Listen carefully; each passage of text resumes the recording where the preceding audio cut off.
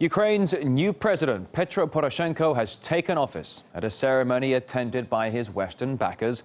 The inauguration in Kiev comes despite an intense military crackdown in the eastern provinces. Those are the ones which boycotted the election, having earlier proclaimed their independence. RT's Paul Scott now with more on the trials and challenges the new leader is facing now. Well, Poroshenko has plenty of challenges in his new role, notably how to unite a divided country. Vast swathes of the east of Ukraine failed to recognise the election that brought him to power following the coup that led to the ousting of his predecessor. Let's take a look now at some of the challenges facing the new man and some of the commitments that have already fallen by the wayside. Kiev is using tanks and aircraft against anti-government protesters there in what's been described as the active phase of an anti-terror operation, and it's having severe humanitarian consequences. Poroshenko may have got over 50% of the vote across Ukraine, but he seems to have little support in those eastern provinces, and though the new president promised dialogue, no talks have been initiated so far. Talking about gas, energy is also a major headache for the new man. The gas dispute with Russia has been dragging on since spring, with Ukraine owing Moscow $4 billion in unpaid bills. There's been no breakthrough in the talks, and Ukraine is facing a cut-off in supplies on June the 10th. Poroshenko has also vowed to forge closer ties with Europe. The political half of the association agreement with the EU has already been signed. The question now is when Kiev will put pen to paper on the economic half. It was the previous president's decision to delay signing the agreement that led to his eventual ousting. Yanukovych claimed it would cripple the Ukrainian economy, which is already on the brink of a default, despite a $17 billion loan from the IMF. Well, the new president sees a continuing sit-in in the heart of the capital. That's been here since winter, and of course it helped February's coup. I was walking around Maidan Square on the eve of the president's inauguration, and people there told me the change of president isn't enough, and they refuse to leave before they see deep-rooted reforms. We can't leave. We're scared that we'll lose everything we've achieved. We just have to stay here. Politicians can say what they want, but they have not fulfilled their promises. And finally, when running for office, billionaire Poroshenko promised to sell off assets from his business empire and concentrate solely on politics. He said he wanted to become a new type of leader who concentrates all of his energy and all of his time on serving the people. However, that promise was broken when he decided to keep control of his TV outlet Channel 5 and he bought a new factory. Well, today's inauguration was attended by a number of Western diplomats, including US Vice President Joe Biden. But it seems, despite the support, that Poroshenko is inheriting a difficult job in a country facing a number of challenges. RT's Paul Scott right there. Now, these two Russian journalists here have gone missing in eastern Ukraine. They arrived to cover Poroshenko's inauguration. Now, the men said in a phone call to colleagues at the Zvezda TV channel that they were being searched by government troops. Shortly afterwards, communications went down. Now, the channel's management has appealed to the president-elect to step in and ensure the reporters are released. The last thing that any government should do is crack down on freedom of speech. We appeal to the president-elect of Ukraine, Poroshenko. Please give the order for our guys to be released. We call on the international media community to help, because what is happening to journalists now in Ukraine has crossed the line.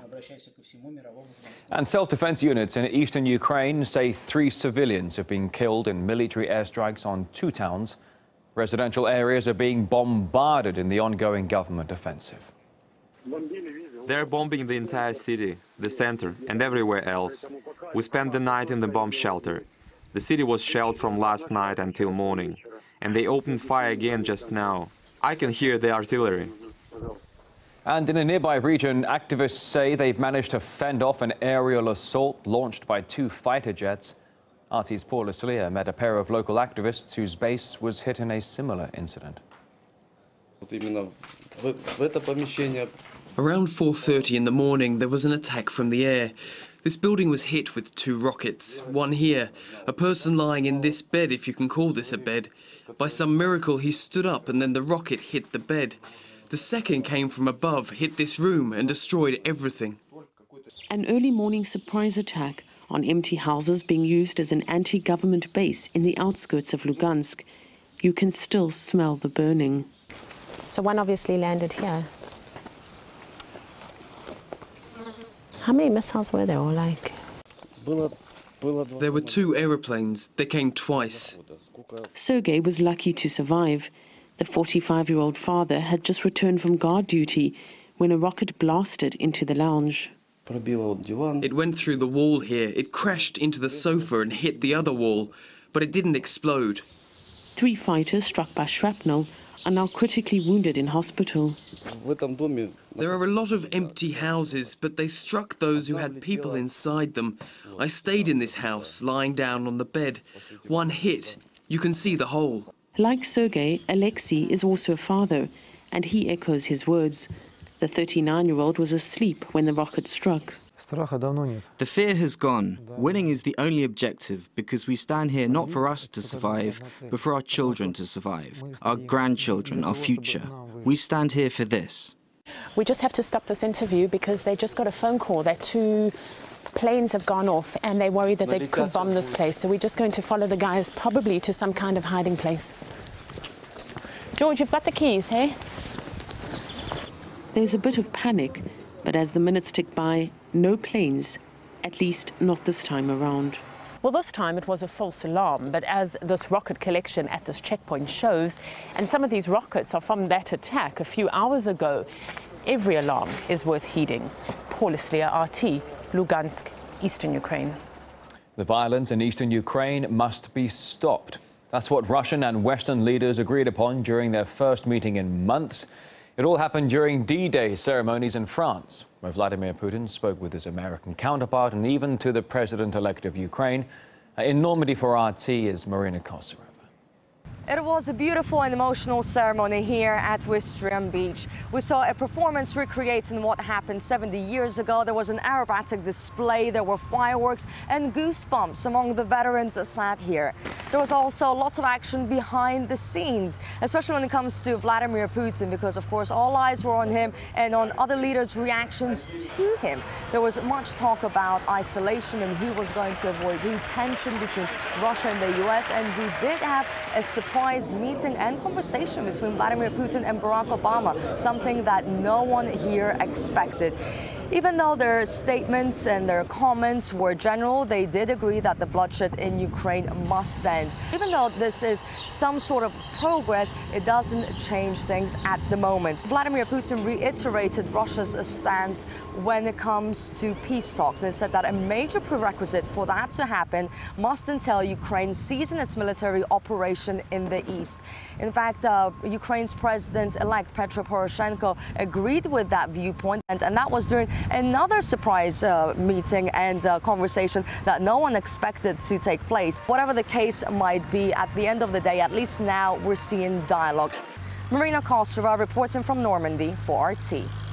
And Western diplomacy in Ukraine has brought anything but relief so far. That's according to Marine Le Pen, the leader of the National Front Party, that's of course in France, that surged to victory in the recent European parliamentary election.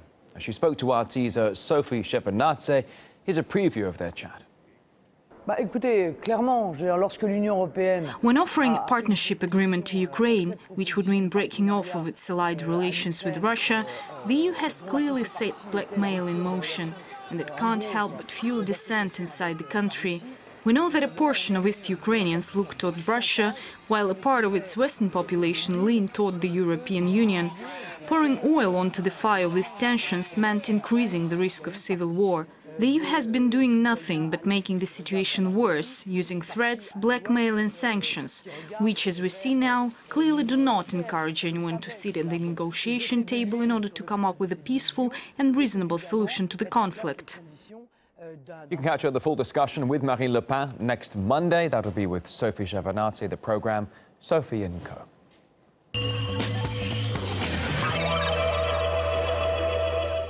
10 minutes past.